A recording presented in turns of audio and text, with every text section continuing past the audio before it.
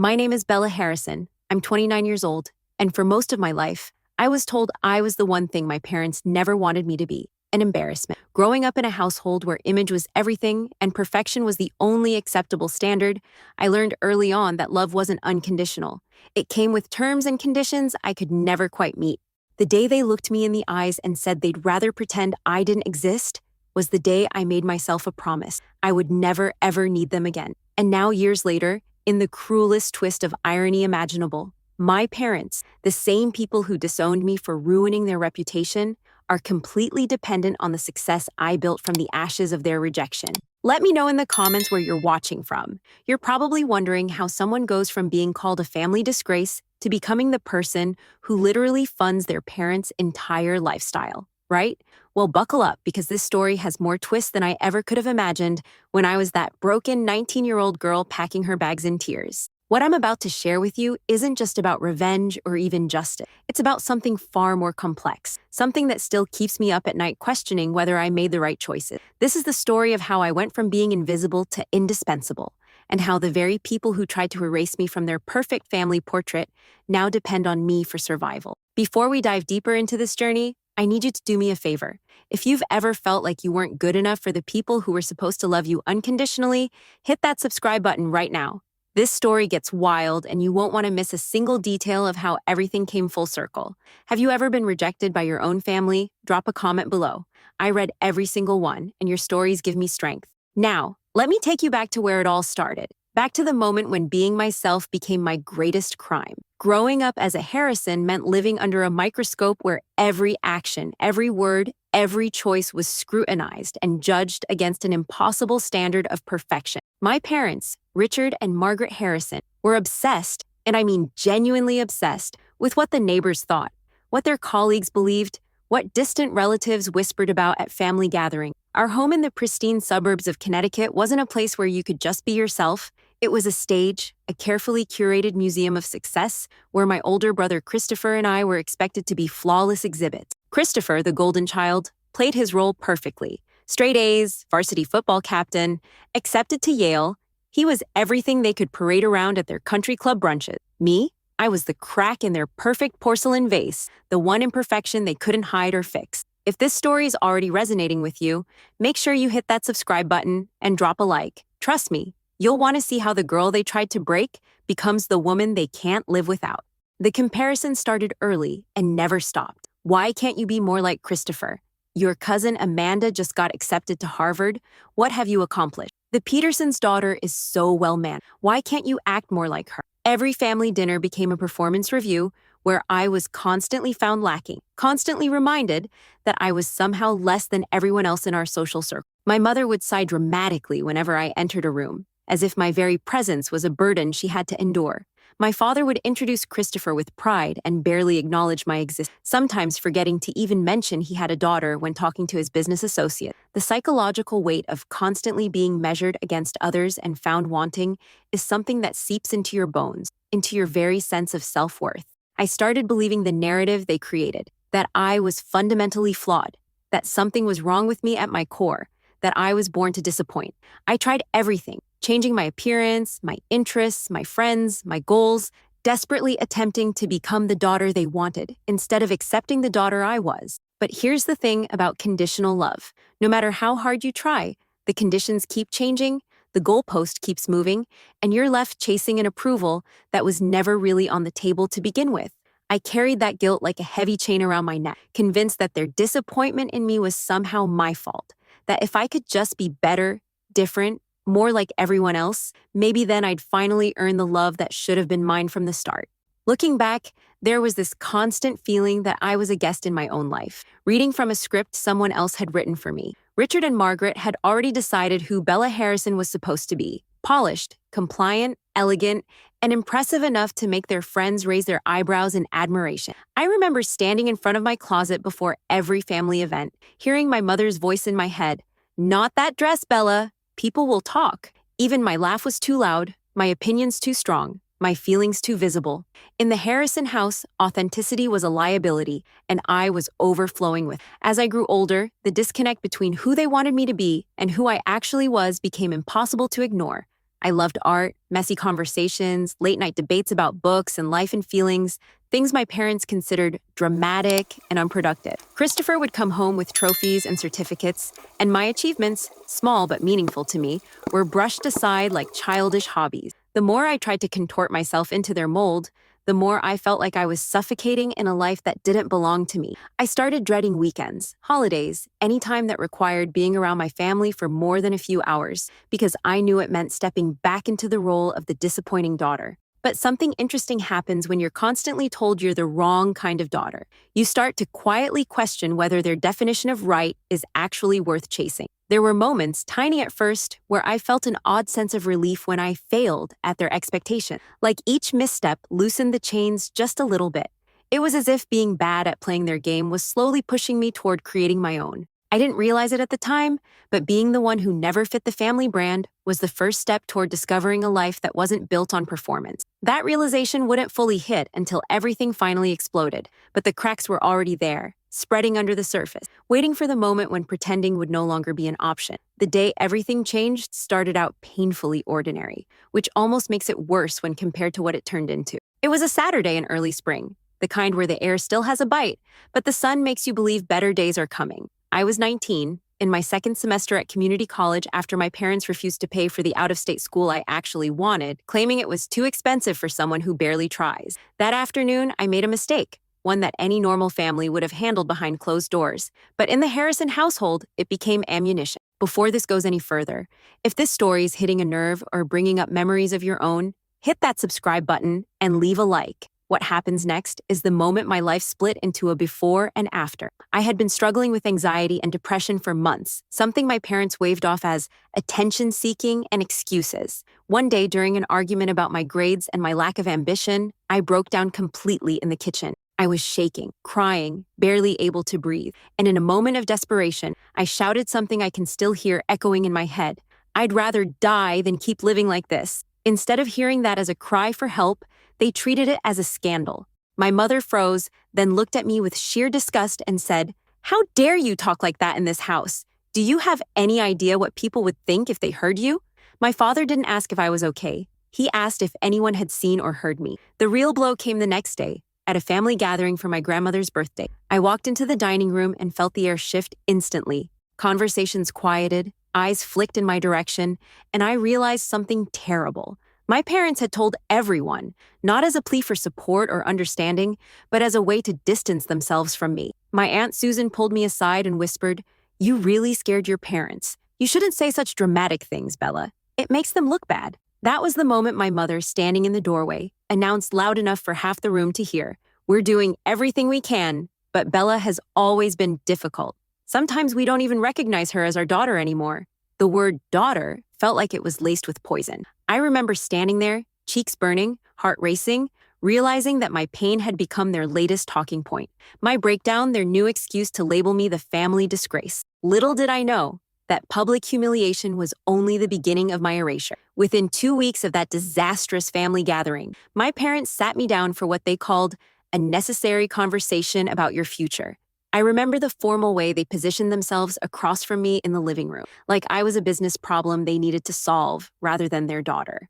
Richard cleared his throat and said, with zero emotion in his voice, "Bella, we've decided that it's best for everyone if you find your own place to live. Your behavior has become too much of a burden on this family, and frankly, we can't keep defending you to people who matter."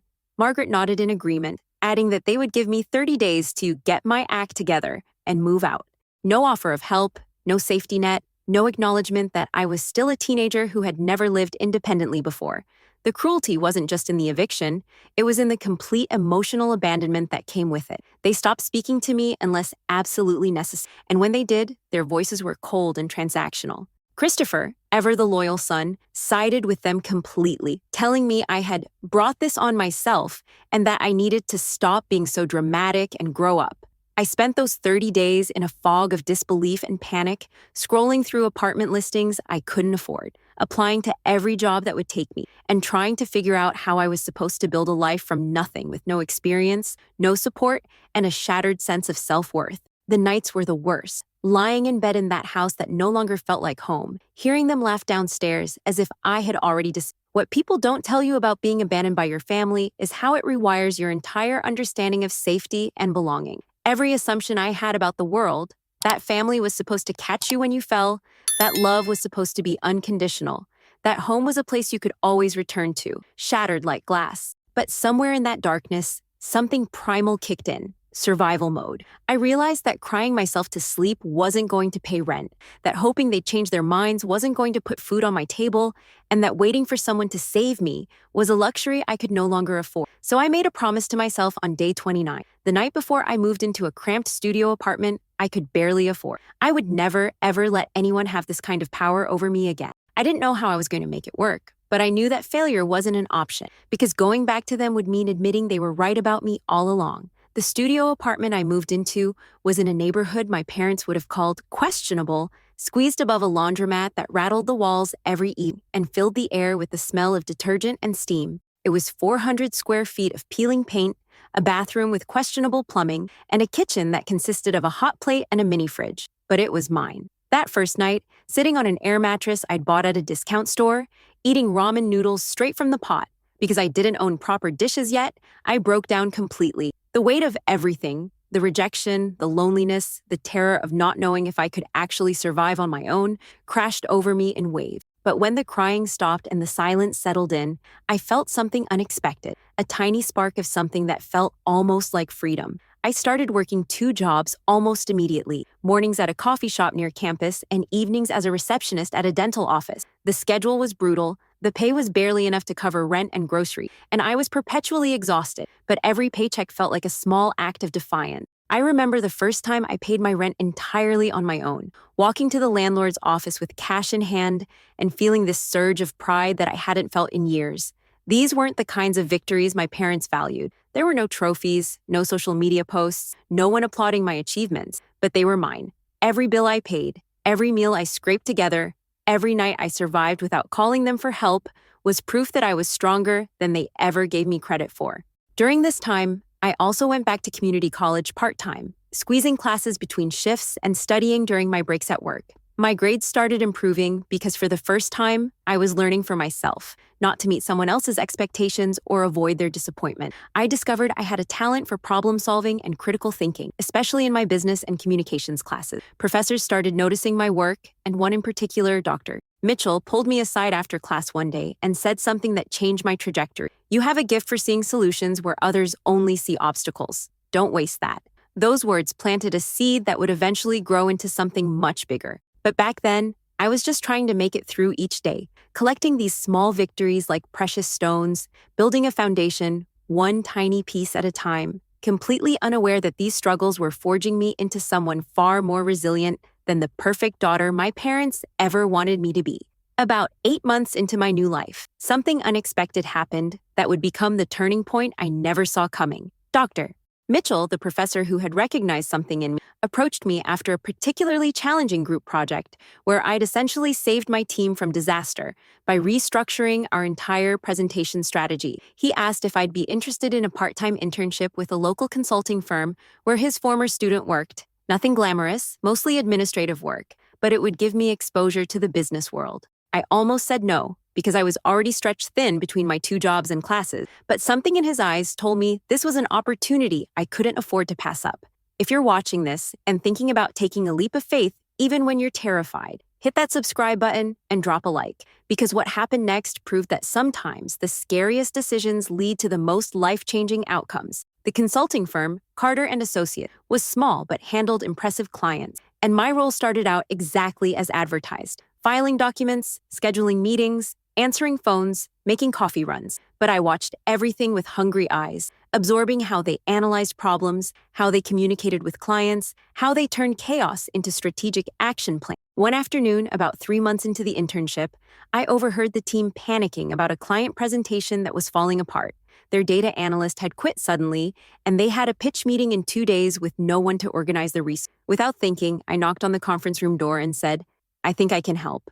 They were skeptical, obviously, but desperate enough to let me try. I spent the next 48 hours barely sleeping, organizing their scattered data into a coherent narrative, creating visual presentations, and identifying patterns they'd completely missed. When they walked into that client meeting and delivered the presentation using my work, something magical happened. They won the contract. The senior partner, Jonathan Carter, called me into his office the next day, and I genuinely thought I was in trouble for overstepping. Instead, he said, "That work you did saved us. And honestly, it was better than what some of our paid analysts produce. How would you feel about a real position here?"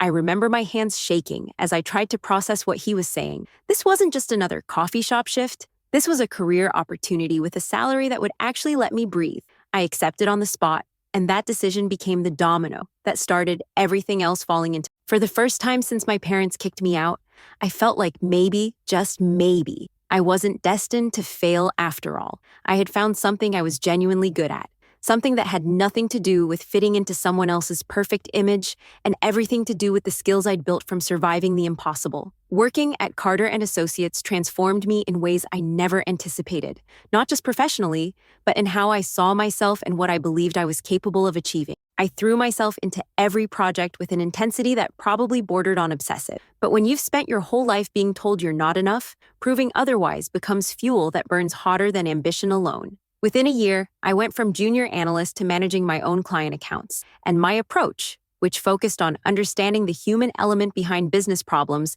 rather than just crunching numbers, started getting noticed. Clients specifically requested to work with me, and my success rate for solving their operational challenges became one of the highest in the firm. But here's what made this period so different from my life before.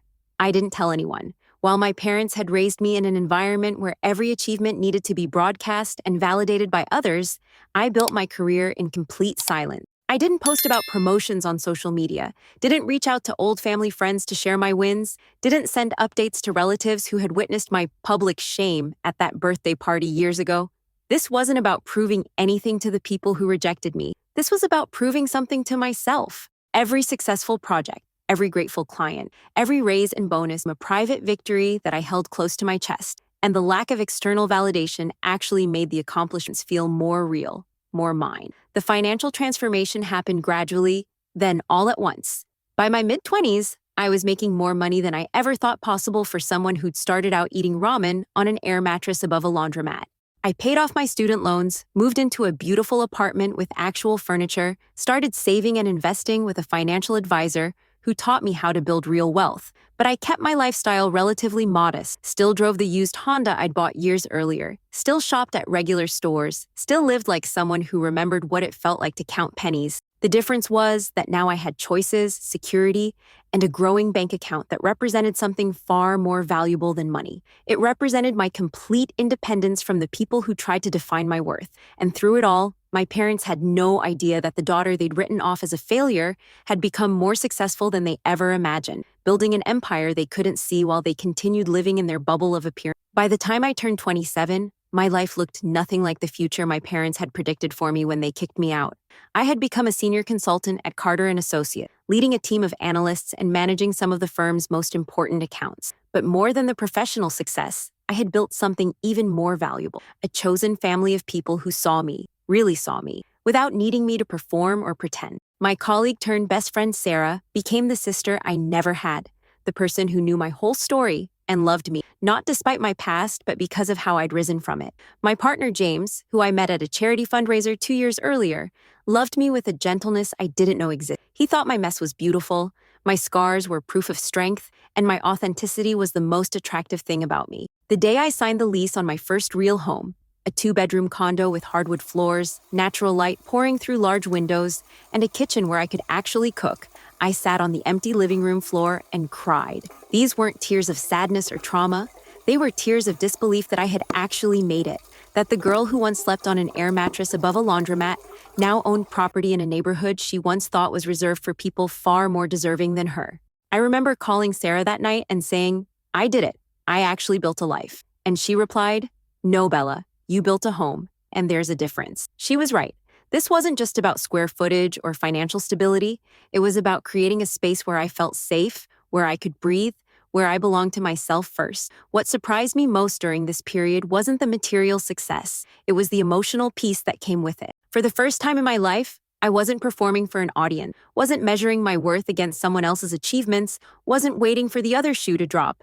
I had friends who celebrated my wins without jealousy, a partner who supported my ambitions without feeling threatened, and a career that valued my contributions without requiring me to be perfect. I started therapy during this time too, finally addressing the wounds my parents had left behind, learning to separate their voices from my own, understanding that their rejection said everything about them and nothing about my value. I was healing, thriving, and building a version of myself that teenage Bella, the one crying in that kitchen, believing she'd be better off dead, would have never believed possible.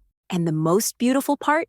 My parents had absolutely no idea any of this was happening. They had erased me from their story, so I built my own, one where I was the hero, not the embarrassment. While I was quietly building my life, the Harrison family's carefully constructed image was beginning to crumble in ways I only learned about much later.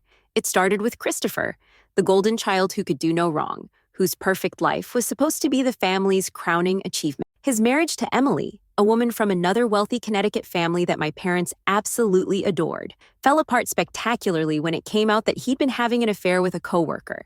The divorce was messy, public, and exactly the kind of scandal my parents had spent their entire lives avoiding. Suddenly, the son they'd paraded around country clubs was tabloid fodder in our local social circles, and no amount of spin could hide the fact that their perfect boy had made a catastrophically imperfect choice. Before I go any further, if you're invested in seeing how karma works in real time, make sure you hit that subscribe button and leave a like, because the universe wasn't done with the Harrisons yet. Then came the financial troubles, which started small but snowballed into something my parents couldn't control or hide. My father's business, a commercial real estate company he'd run for decades, started losing major clients to competitors who had adapted to digital markets while Richard stubbornly refused to modernize. His pride, the same pride that couldn't tolerate having a difficult daughter, prevented him from asking for help or admitting he was struggling until it was too late. My mother, who had never worked outside the home and had built her entire identity around being Mrs. Richard Harrison, watched helplessly as their lifestyle began to slip. The country club membership they couldn't quite afford anymore, the luxury cars that got traded in for more modest models, the canceled vacation to Europe that they explained away as choosing to stay local this year.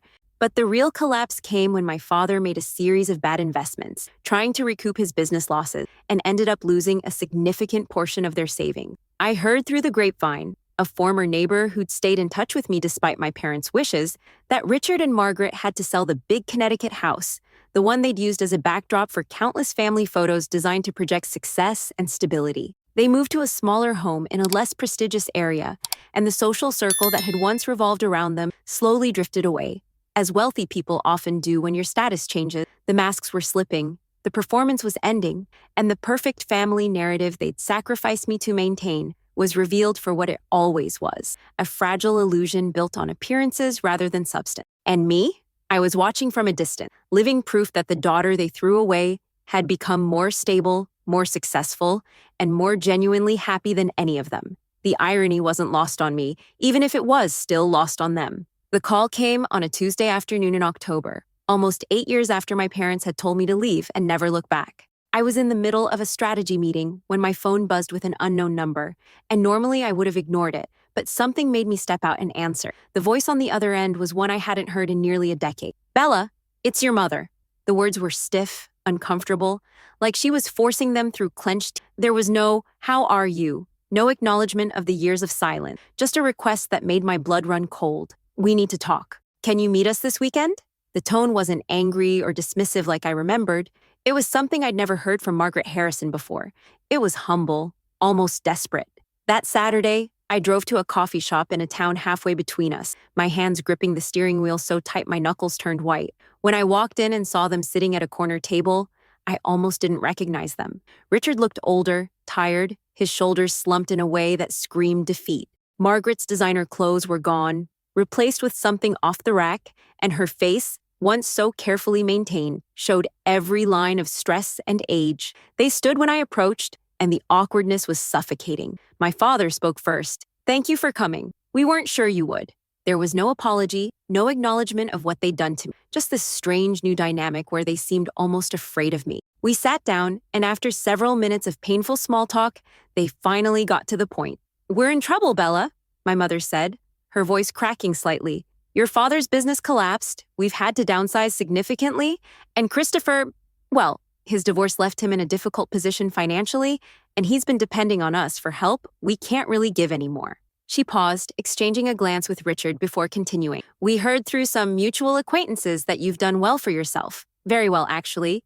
And we wanted to ask if you might be willing to help us through this difficult period. The audacity of it hit me like a physical blow.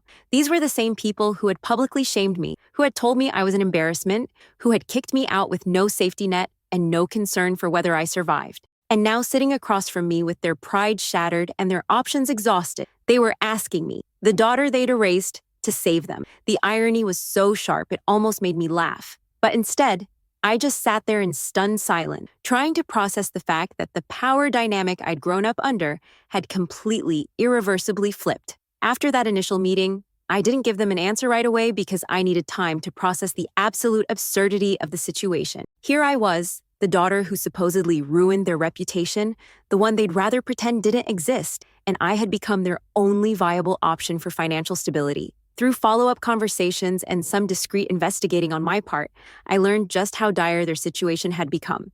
Richard's business had officially closed, leaving him with minimal retirement savings after he gambled so much trying to save it.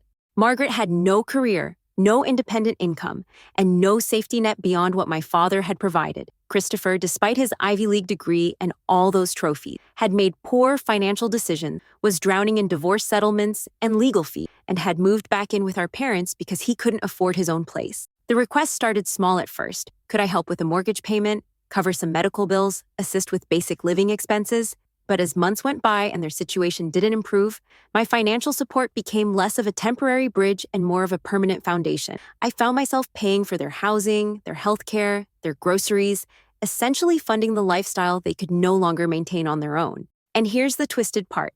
They accepted my help month after month, transfer after transfer, but they never quite managed to say thank you in a way that felt genuine. There was always this underlying resentment, this sense that having to depend on me, the daughter who was supposed to be the failure, was the ultimate humiliation for them. What made the situation so emotionally complex was that I had a choice. I could have said no, could have walked away and let them figure it out on their own the way they'd forced me to do at 19. Part of me, the part that was still that hurt, abandoned teenager, wanted to do exactly that, wanted them to feel the fear and helplessness I'd felt when they cut me off. But I didn't. Not because I forgave them or because I believed they deserved my help, but because I refused to become them. I refused to use money as a weapon or withhold support to prove a point or punish people for their past mistakes. So I helped, but on my terms, with boundaries that protected my peace and reminded them every single time I transferred money into their account that the daughter they tried to erase was now the only reason they had a roof over their heads. The power had shifted completely, and while I never rubbed their faces in it, the reality was undeniable. My embarrassing existence was now subsidizing their entire survival. Living with this new dynamic has been one of the most psychologically challenging experiences of my adult life, even more complex than surviving their initial rejection. Every month when I review the financial support I'm providing, I'm forced to confront uncomfortable questions about duty, forgiveness, and what we owe to people who failed us. My therapist has helped me understand that my decision to help them doesn't mean I've forgotten what they did or that I'm somehow condoning their past behavior. It means I'm choosing who I want to be, regardless of who they were to me. But understanding that intellectually and feeling it emotionally are two very different things, especially during moments when my mother calls asking for additional money with that same entitled tone she used when I was growing up. The boundaries I've established have been crucial to maintaining my sanity through all of this. I made it clear from the beginning that my financial support comes with conditions. They attend family therapy sessions to address our past, they treat me with basic respect and acknowledgement of what they did, and they never ever take my help for granted or act like it's something I owe them. Some months are better than others. There are times when my father will actually say something that resembles gratitude, moments when my mother almost breaks through her pride to admit she was wrong about me. But there are also phone calls where the old patterns resurface, where Christopher complains that I'm not doing enough, where my parents compare my help to what other people's children supposedly provide, as if I'm still not measuring up to some invisible standard. What's fascinating, in a painful sort of way, is watching them struggle with the cognitive dissonance of their situation. They simultaneously need me desperately and resent me for being in a position to help, which creates this strange tension in every interaction we have. My mother once said, during a particularly honest therapy session. It's hard for me to accept help from the daughter I thought was going to ruin her life. I responded, it's hard for me to help the parents who told me I ruined theirs. The therapist let that silence sit between us for what felt like forever. These are the moments that define our new relationship. Not warm or healed, but honest in a way it never was before. I'm not their perfect daughter. They're not my supportive parents, but we're navigating this uncomfortable truth together. That the family member they discarded became the only thing standing between them and complete financial collapse, and that irony is something none of us will ever fully escape. People often ask me if helping my parents feels like revenge, and I understand why they'd think that.